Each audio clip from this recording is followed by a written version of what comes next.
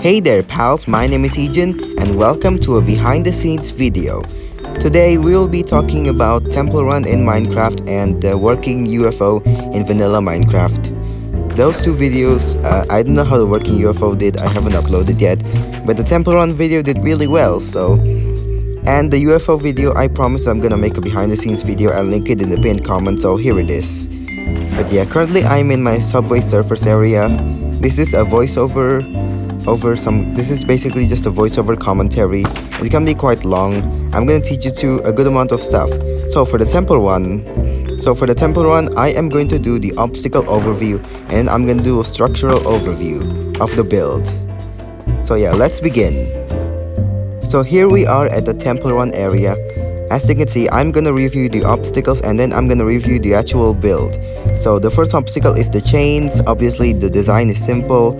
Sadly, it does have a tiny little gap between the chains and the walls because they're walls, so they're kind of like 0.75 blocks. So that's the 0.25 block gaps, but it's an easy obstacle. Now this obstacle, the fire, is quite hard. As you can see, the fire's meant to be over there, but it's too hard, so I moved it a little. But yeah, it is really hard to get it right. As you can see, I just caught on fire again, and I actually successfully done it. Wait, I did it again. So it's quite easy if you master it, but overall it's a very hard obstacle. Now this tree is actually meant for a reason. This tree is meant so you are unable to jump. As you can see, I am unable to jump here without touching the water. The point is, you cannot touch the water in these obstacles. There will be a part where you can touch the water later, but not in this part. So you have to cross this little area over here. Oh, and I actually kind of missed a spot over there, so I'm just gonna fill it in. Now this part is just another chains area, simple as that, except this goes in this area. Now this is the big jump. As you can see, this is just a big old gap between the two bridges. It has a really nice lake over here, and over here you can see we have a couple of chains connecting here, some stairs to give it a little more depth or something. And there are actually, this chain's actually floating. I don't know why, that's kind of unfortunate. But yeah, there are actually a few ways to cross this. So the first way is to use the floating chain over there. So yeah, that is cool. The second jump is this jump. That's actually the jump I used in my video because that's the jump I practiced the most. Oh, I just fell there. And the third jump, you can just do this. It is quite hard, but if you're good at parkour like me, no, I kind of suck at parkour, you can actually do it. It's quite easy. But yeah, it's very detailed obstacle. Next up we have another fire. It's quite hard, the hardest obstacle over there. I don't know how I cheesed it twice and I just failed. I failed again. Okay. Next up we have some more chains as usual. Very common obstacle. And then we have this area. As you can see, these jungle slabs, they keep on setting themselves on fire and then disappearing because of this fire. So that is how the arrows are lit. The arrows are spawned and then the jungle slabs will lit up the arrows. So as you can see, I used command blocks to spawn the arrows. The timing is very precise. It's quite hard to master it. But if I search through a few command blocks, you can see, yeah, that one spawns the wooden slab. So that's how the wooden slab managed to withstand the arrows. That command block kills the arrows after some time, and that command block spawns the fire. So that's how the whole thing works. This is why the arrows keep disappearing, because of lag. I kill the arrows every once in a while to kill off lag. You can actually do this. I took advantage of that exploit, so that's how I did it. Now this part is like a big gap over here. That pillar is meant, I don't know why I made that pillar. As you can see, we have a nice lake over there. And this fire obstacle, now I originally put this hole here just to make it really hard so you can only use like the edge block. But as you can see, it's not really hard. You can cross to any block because the fire jump is just, you have to jump a lot of blocks to make the fire jump. As you can see, I just failed over there. But yeah, I was meant to fall in the hole if I failed that area. Now this part is like the previous tree area, but just a little bit different. It uses stair mechanics, and as you can see, I missed a spot over there. But yeah, this is the path through. As you can see, it's quite diagonal. but I made it through that really quickly because I practiced. So yeah, there's a lot of potential to fail in this. Like as you can see, I just showed some examples. A lot of times I did that last example where I fall into that part of the hole. As usual, this tree is cleverly designed so you are unable to jump. I actually designed the whole tree this time, which is really nice. Even though you can't see the left section, you probably can't see most of the sections. But speaking of trees, we have this tree obstacle. As you can see, it's nicely decorated with leaves, and this part is hard. This tree is hard to cross. There's a lot of slabs and stairs. The way I did this run is without auto jump. So with auto jump, you can just walk through, and when there's a 1 block tall log, you can just cross through it. But yeah, as you can see, this is the vine wall. Pretty simple obstacle. I just used some vine mechanics. The vine, you have to cross through it diagonally. And I actually use buttons to stop the vines from growing. My grammar. And yeah, it's really... I wish this obstacle is in Temple Run, As you can see, we have a really big lake over there with lily pads. But as you can see, this is the only place where you can actually touch water in this run. And you can't touch anything else. You have to fall into the water. Because the way this is played out is, I'm supposed to do this on half a heart. So I cannot take damage at all. But I got too lazy, and it's quite a hard run, so I just, did it with more than half a heart. But yeah, this is the maze. As you can see, another obstacle which I wish was in Temple Run. The thing about the video is that not many people like the video, maybe because of the obstacles that I wish are in Temple Run. But yeah, that is the way I just crossed the maze. As you can see, there is another way. It's a bit more complicated, and it crosses through the same path that I usually cross, just a bit longer. So yeah, there are multiple ways to cross this. I think there are 3 ways, but I'm not sure. But as you can see, this is the final obstacle, the triple jump. This is the part where I failed. I caught myself on fire in this obstacle. This is probably why a lot of people dislike the video, but yeah, as you can see right there, it is in fact possible. You can actually cross this without setting yourself on fire. But as you can see, that is what I did. That is how I failed. I failed to jump on time, or maybe I jumped too quickly, I don't know. As you can see, this is the last area. You step on the golden pressure plate and then you trigger the command block. The command block just has a levitation effect thing, so you can just levitate. But yeah, that's pretty simple. So that is the obstacle review, and now let's get into the structure review. So this is the structure review. As you can see, let's start off with this bridge over here. So the way I designed this is, I started off with a big old wall over there, and then I added a little archway. So yeah, this wall it was originally just stone, and then I added this archway, and then I textured it with a bit. I added some deep slate for gradient.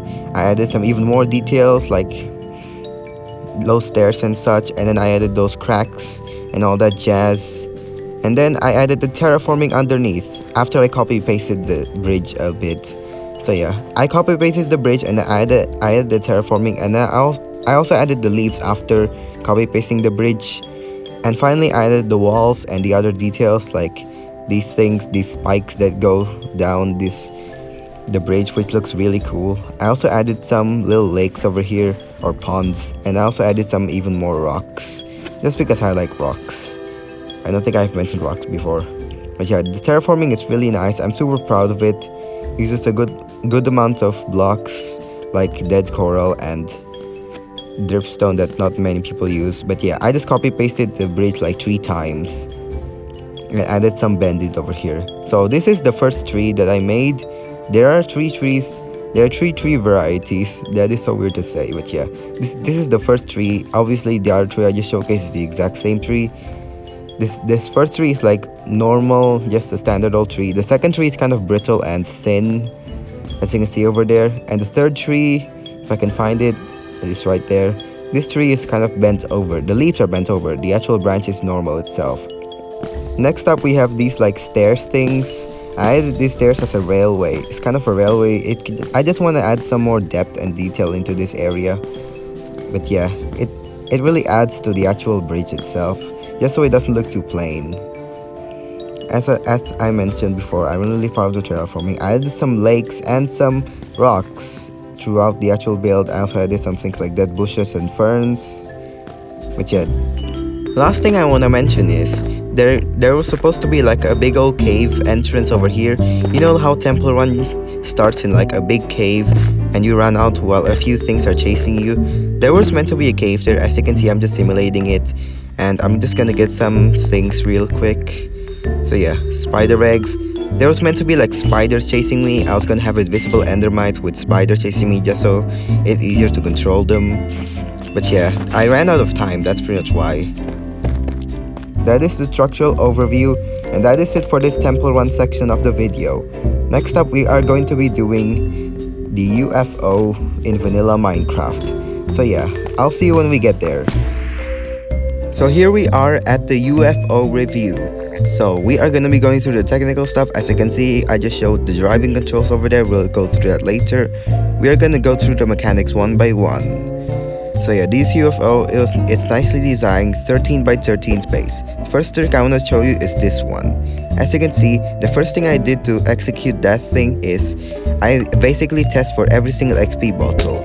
So if an XP bottle appears in the world, this comparator will light up. And if the comparator lights up, it'll trigger this command block, which will teleport me back into the UFO. And as you can see, I just showed you there. So this one is called cooldown, mainly because this is supposed to kill every single XP bottle. So once an XP bottle is detected, it'll instantly delete it. This is why when I teleport, the XP bottle doesn't show up. So yeah, that is how the teleportation mechanic works, or the sandbag mechanic. Next up, we have total boom. Basically, this is going to explode everything in this area. It's supposed to blow up a huge area, but yeah, something is wrong over there. It's probably because of the ocean, that's why. But yeah, this is how I summon the TNT. Summons like 4 blocks below, and this is supposed to be the command that destroys everything. Usually it doesn't work because of the delay, but now it works a few times. But yeah, we're in the ocean right now, so we are gonna move along, and we are gonna test out our total boom command to see if it actually works. So we are currently inland. I'm gonna go down a bit. The down function is kind of flawed, but yeah, I've reached far down enough, so I'm gonna test it out, and it works. As you can see, a huge amount of area has been disintegrated. This is how it's meant to be functioned. Basically, it gives you the illusion that the TNT has blew up a large area, but yeah, those are ghost blocks, don't worry. But yeah, the reason those trees aren't like destroyed is because this only like destroys around 13 or 20 blocks below. So next up, we have the map function. This basically just gives you a map, that's it. But the reason I've been given gravel here is because, as you can see, if I click on this command block, this teleports every single item. But there is a little delay over here, mainly because I want to give the illusion that the map is just spawned and then you get to pick it up a while after. It just makes it more immersive. But yeah, this is the structure block that spawns the map. I'll make a video on the structure block soon. It's really good. But yeah, so yeah, this map is meant to locate these areas. So the driving controls are tangent into the map area. So if you drive, so the arrow that you are heading correlates to the driving area. But yeah, next up we have the abduction. Thing. As you can see, I just screwed up, so I'm gonna fix it real quick.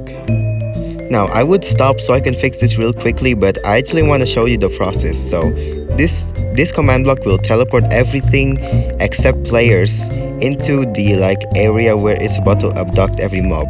So every single mob in the area, every single mob that's loaded will get teleported when I hit the abduction button. And this command block, this will give everyone the effect of levitation for like 10 seconds. It'll basically it'll do the abduction thing. It'll give levitation to everything except players. So yeah, let's test it out once again. I'm gonna hit this button, and as you can see, every single animal gets teleported down, and then it'll flow over here. It'll stay for like 10 seconds or so. It'll go down after a while. This function is meant to make everything float and then kill all of them. So yeah, that's basically a killer button. But as you can see, there are a few effects over there. It's basically some falling concrete powder. I'm going to showcase it more with this structure block. So yeah, the structure block basically loads some concrete powder. It also loads air. That's why there's like a huge pit down below. But yeah, oh my god, I need to stop playing with that. It's gonna lag this area. So yeah, that is the function. That is the abduction mechanic. It's really cool.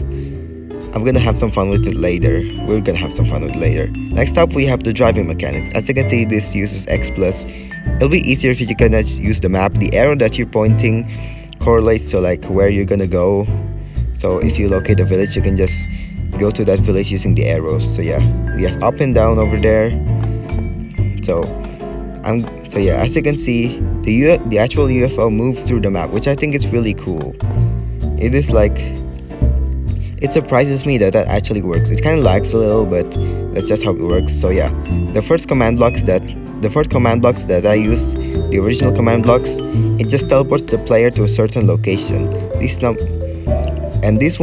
where the magic happens. This is going to clone everything. So as you can see, I use /clone, and then we have a lot of magic going on there. It replaces the area over here, so it replaces everything including air, and then it moves everything. So the UFO is basically going to move. This is really hard to do. The numbers are really hard to come up with, and yeah, as you can see, it works really well. It does teleport more than one block. Originally I was going to teleport it like one block or so, but yeah. So this is the up mechanic. Basically the first thing it does is it teleports the player by a few blocks, and then the amount of blocks that I get teleported corresponds to the size of the UFO. So like we have like 6 block radius or so, 6.5 block radius. This UFO is 13 by 13. And the second command block that I use is the actual clone command block. The thing about the clone command block is it has a 1 tick delay, so the player gets teleported first before the command block. This also applies to the down mechanic. Oh wait, I forgot to add it there. I'm gonna fix it real quick, but yeah. This is why it looks a little bit laggy. Because the player gets teleported first before the command block. Mainly because, you know, when they get teleported at the same time, the clone command block gets functioned more. The clone command block gets functioned before the teleport command block, so the player's usually just left behind. So yeah, as you can see, I just wrote fun time. We're gonna have some fun here, so yeah, let's go have some fun. So I am gonna make a new map over here. I forgot that little bit of section where I just tested the structure block. I just accidentally teleported everything to me. But yeah, I'm gonna try to retrace my steps as the video shows. So we're heading through the area. It's really nice. As you can see, there's a lot of ocean here. There's like a giant recording logo in the middle of my screen, so I can't really see that much. But yeah, I just made a new map just so I can get to a new area. As you can see, there's really nothing here. I'm gonna go back. I'm gonna go even more. I'm gonna go more into this direction a little bit. Yeah, you can travel really fast with this if you spam it enough. Oh, that's the ruined portal from the area. I've retraced myself successfully. And as before, there's nothing over there, sadly. But yeah, okay, I'm gonna make a new map. The problem with this is that the maps are just so small. We teleport so quickly that it's just really hard to like get the maps correctly. When I use a level 4 map, it's really hard to make a level 4 map because you cannot really make the map. You cannot really make a blank level 4 map. You have to actually make it. You have to actually make the map first before you can level it up. So yeah, I tried to do that, but it doesn't work. You have to make the map before you level it up. But if you leave the area, that means it doesn't work anymore and the map functions are useless. So yeah, I'm gonna move this map real quick. I'm gonna make a new map and we're gonna see what we have. Still nothing. I'm gonna keep on going. Maybe we can find something there. Oh yeah, oh my god, that was really fast. But yeah, this travels really fast though, I must admit. This is probably one of the fastest ways to travel in Minecraft. And then again, it is teleportation, and it's annoying as hell. Oh, there's a village over there. So yeah, I'm gonna try to like abduct every single mob, and then I'm also gonna blow up the village. It's gonna be fun. It's gonna be like cliche. Every single like young children does it when in their Minecraft creative world. But yeah, let's do this. I'm gonna abduct everything, and this looks absolutely beautiful. I love it when all the mobs just spew out instead of just clumped in one area. But yeah, they spew out and then they just float over all the way up there. and I can wait for them. There they are, and they all die, except the iron golem and the cats. I'm gonna go back here, and I'm going to do the total blow up, as I'm gonna boom, and it just removed a massive area, as you can see. That is brutal. And the iron golem survived. Look at him, he's just vibing over there. I just punched him. What have I done? So yeah, I'm gonna try to open this chest. There's nothing interesting. This could actually be really useful for hunting down minecart chests, I just realized, but oh my god, it's just hollowed out every single villager's houses. It's so sad. I just ruined the village. I ruined the village for the click of a button. It's just so... This device is so brutal. And I'm going to go to another part of the village so I can do the total boom again. It's just hilarious. I love it. I don't know why I'm so brutal. I'm gonna do the abduction at the same time. And as you can see, there's not much happening. Not many mobs are being sucked over there. We have a villager over there. I'm going to like observe him. We're just gonna wait until he falls. He's like such a... There he is, and now he's dead. Yeah. Pretty much only iron golems and the cat survive. Poor golem, he's lonely now. So I'm gonna head back into the UFO. And I don't think that's really much left. I've already had a lot of fun. We've had a lot of fun. So yeah, that is it for the UFO section, and that is it for this video. So yeah. Oh wait, I'm supposed to do my proper outro. And that's pretty much it for this video. I hope you enjoyed. If you do, make sure to like and subscribe. Thanks for watching. Bye pals.